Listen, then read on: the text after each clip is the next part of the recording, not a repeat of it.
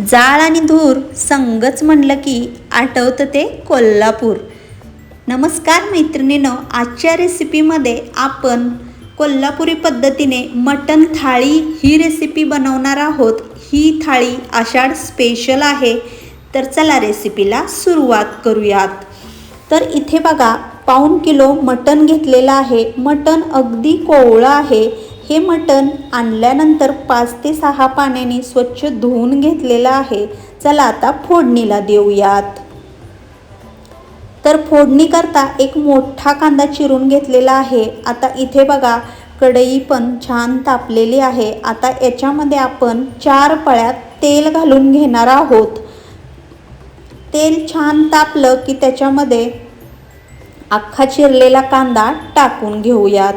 कांदा अगदी ब्राऊन होईपर्यंत आपल्याला भाजून घ्यायचा आहे. तर इथे बघू शकता, कांद्याचा कलर चेंज झालेला आहे. आता आपण याच्यामध्ये हळद टाकून घेऊयात.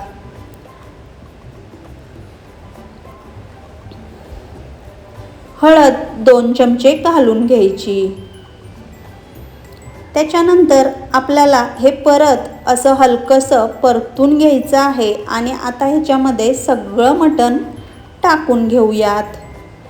मटण शिजायला थोडा वेळ लागतो मैत्रिणींनो. त्याकरिता काय करायचं माहिती आहे का, मटणामध्ये लवकर पाणी घालायचं नाही. पाणी जर लवकर घातलं ना शिजताना की मग मटण लवकर शिजत नाही. आता इथे बघू शकता तुम्ही, मटण टाकून घेतल्यानंतर मी वरून मीठ घालून घेणार आहे. जेवढं मिठाचं म्हणजे मटणाचं प्रमाण असेल त्या अंदाजानुसार मीठ घालायचं. आता हे चांगलं हलवून घेऊयात. मटण चांगलं हलवून घेतल्यानंतर आपल्याला काय करायचं आहे, याच्यावरती झाकण ठेवायचं आहे.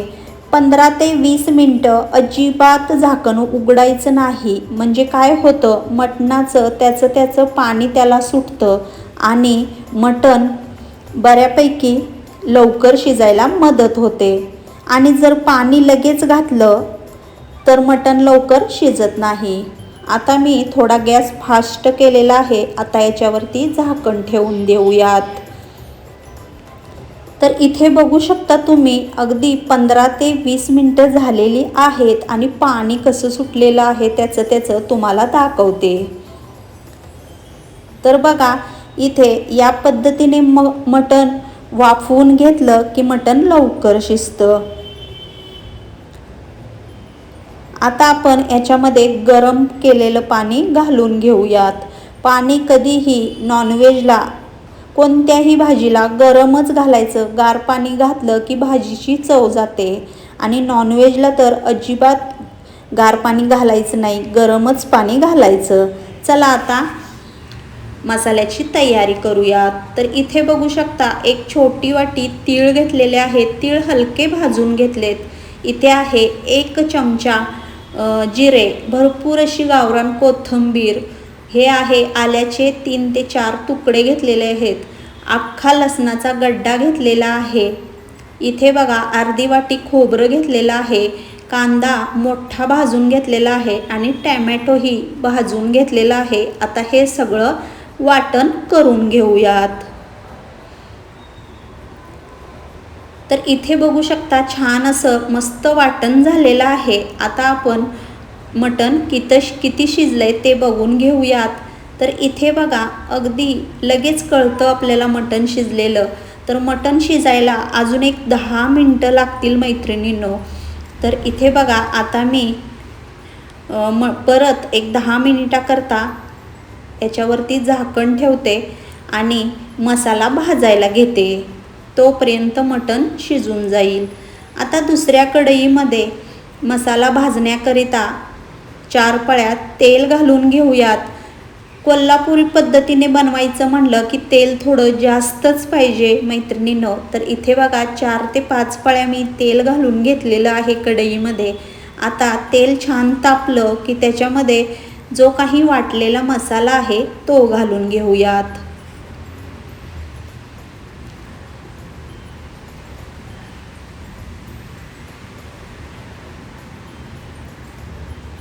सगळा मसाला आपल्याला या पद्धतीने भाजून घ्यायचा आहे. मसाला भाजताना तेल तापलं की अगदी गॅस मंद करायचा, म्हणजे काय होतं, मसाला छान भाजला जातो.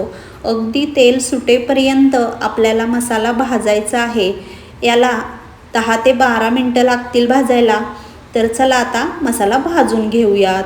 तर बघा 10 ते 12 मिनटानंतर मसाला इथे छान भाजलेला आहे, त्याला तेलही सुटलेलं आहे. आता याच्यामध्ये मटण मसाला घालून घेऊयात. एव्हरेस्टचा मटण मसाला आहे हा. त्याच्यानंतर याच्यामध्ये बघा आता आपल्याला जे घरात तुम्ही कोणताही मसाला वापरत असाल, तर माझं हे झणझणीत कोल्हापुरी तिखट आहे. मला हे आता 5 चमचे टाकून घ्यायचं आहे. थोडं मी तिखटाचं प्रमाण ह्यावेळेस वाढवलेलं आहे, कारण मला झणझणीत मटण बनवायचं आहे. इथे बघा 5 चमचे मी कोल्हापुरी पद्धतीने बनवलेली चटणी घातलेली आहे. आता हा मसालाही छान आपण परतून घेऊयात. मसाला टाकल्यानंतर अगदी 5 मिनटं छान परतलं की मटणाच्या रस्स्याला किंवा सुक्याला छान तर्री येते आणि लाल बुंद दिसतं. तर थोडंसं याच्यामध्ये गरम पाणी घालून घेऊयात. फारच सुक्का झालेला आहे मसाला, छान भाजलेला आहे. आता थोडंसं पाणी टाकून परत एक 2-3 मिनटं परतून घेऊयात.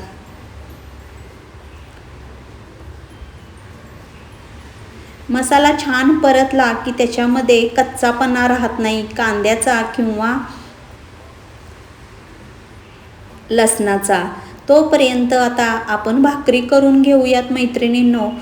अगदी मला 4च भाकरी बनवायच्या आहेत पटपट. इथे बघा मी आता भाकरी बनवून घेते. अगदी खरपूस आणि टुम्म फुगलेल्या भाकरी. आणि आषाढ महिन्यामध्ये मटण स्पेशल थाळी, आणि आषाढामध्ये तर घरोघरी ही बनवलीच जाते. तर इथे बघा मी आता पटकन भाकरी करून घेत आहे. तवा भरून अगदी टुम्म फुगलेल्या भाकरी आणि मटण सुक्कं झणझणीत रस्सा प्यायला काही वेगळीच मजा असते.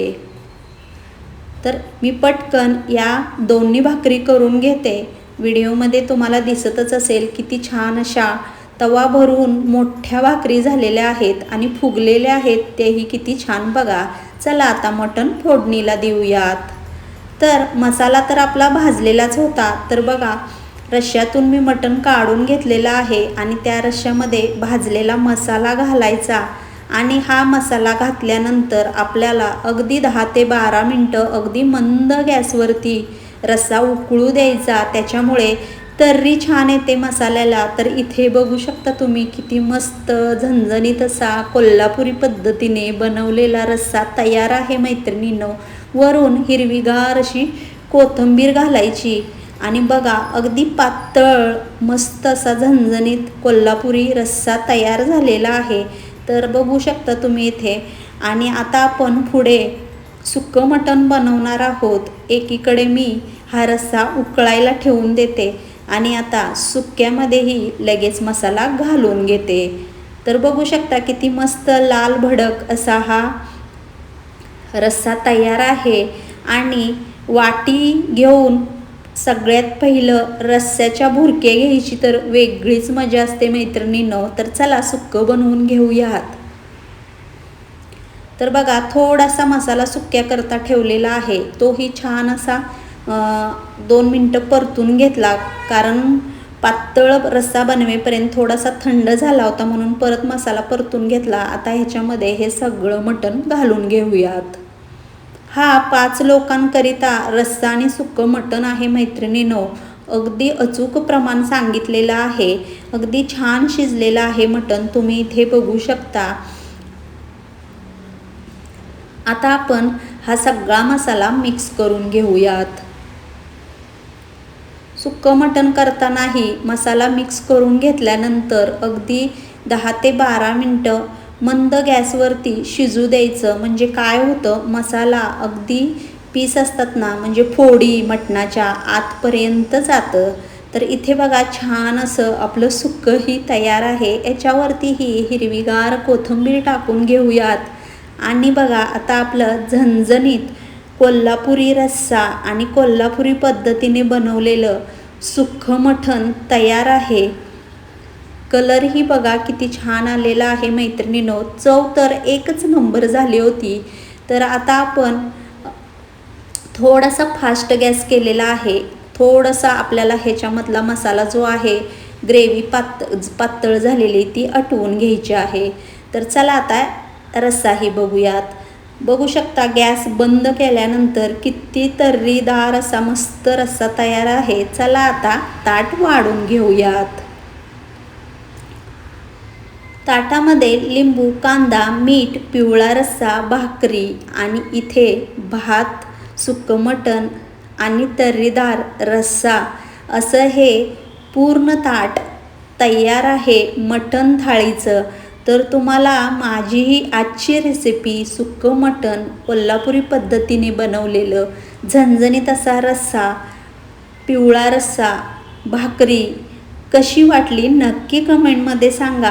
आणि मैत्रिणींनो, तुम्ही जर चॅनलवरती नवीन असाल, माझे व्हिडिओ तुम्हाला जर थोडेही आवडत असतील तर प्लीज चॅनलला सबस्क्राईब करा, लाईक करा आणि शेअर करायला विसरू नका. परत भेटू एक नवीन रेसिपीमध्ये.